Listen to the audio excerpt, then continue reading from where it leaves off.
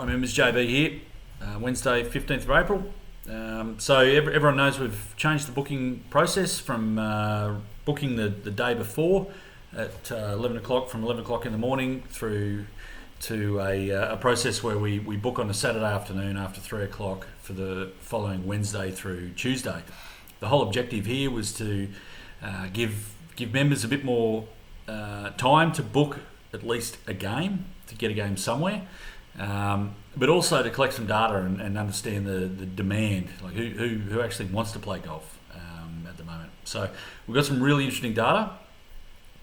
So basically, from this Wednesday through to next Tuesday, 484 people got a game. We have 27 people that tried to but couldn't and put their name on a waiting list. We have, so that's 511 members out of our roughly 1,150 odd playing members that want to play at the moment. So obviously there's people that either can't play, they're self-isolating, or they don't want to play, they're too busy with kids, whatever. So that's 44% of the playing membership that want to have a hit and get out and get some exercise. We have 960 spots in the week, which works out to roughly just under 2 games per member that wants to play. Now, the next logical step is to go, okay, well, we've got a whole pile of members that aren't getting a game, we've got a group of members that are. So how many members are actually booking more than 2 spots? And we have 100, in this week's worth of data, we have 129 members that are booking more than 2 spots, which is 11% of our playing membership that are occupying 46%. So nearly half of the whole week's timesheets. So that's a bit of a problem.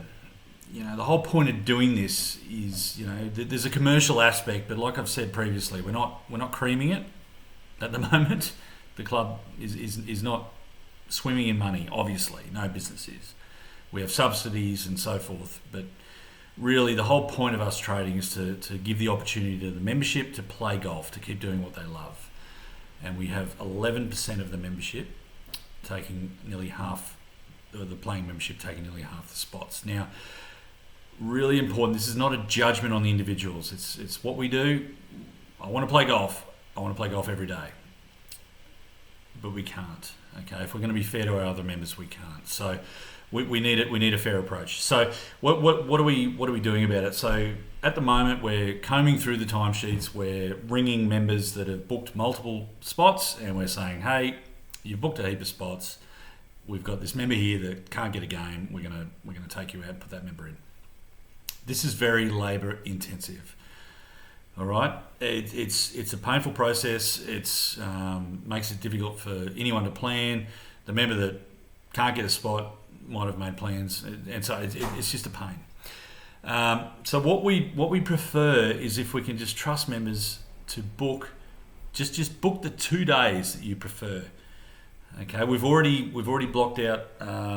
We made Saturdays for 7-day members only. We're going to try and cater to 7-day members the best we can on a Saturday. We encourage 7-day members to consider Sunday as well to try and even it out. But we have a lot of members that can play every day of the week, and they're taking up a lot of the spots. So if I can just encourage members just to book your 2 days that you really, really want to play. And when I say book, either get a spot or put your name on the wait list. If this doesn't work, we're going to have to restrict bookings, which I don't want to do, because then we're going to end up having to spend a lot of time chasing people to fill the timesheet. Again, we're running on an oily rag at the moment, so we don't want to rob Peter to pay Paul and have to be chasing people to fill the timesheet.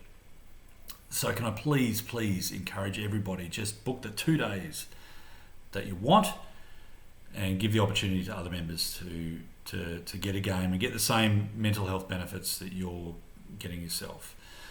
Aside from that, compliance is great. Everyone's doing well. The police popped in today, had a look at the car park, and we got obviously they came in, they had a look and they left, so they're obviously happy. We've had some incidents on the course, so and that'll probably continue. It's crazy time, so we're getting some unusual behaviour from non-members or members of the community. and we're having to involve the police in those matters, and that'll probably continue. So there's going to be a lot of police involvement or observation of what we're doing. So do not drink anywhere on the golf course. Do not bring your own alcohol. Don't bring your own alcohol in a water bottle. I don't care. Don't do it.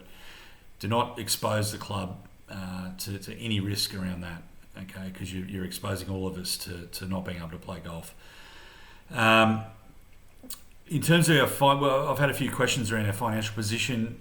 We're okay. We're going to get through this period. I'll provide members with a more detailed update of our forecast after the next board meeting. We're putting together some information at the moment. We've got government subsidies. There's things in place that will see us through this period. So again, I'll come back to you with some detail on that. Aside from that, the course is in great nick. The fairways are awesome. The greens, we're struggling a little bit. We've obviously had a reduced labour force for a period of time.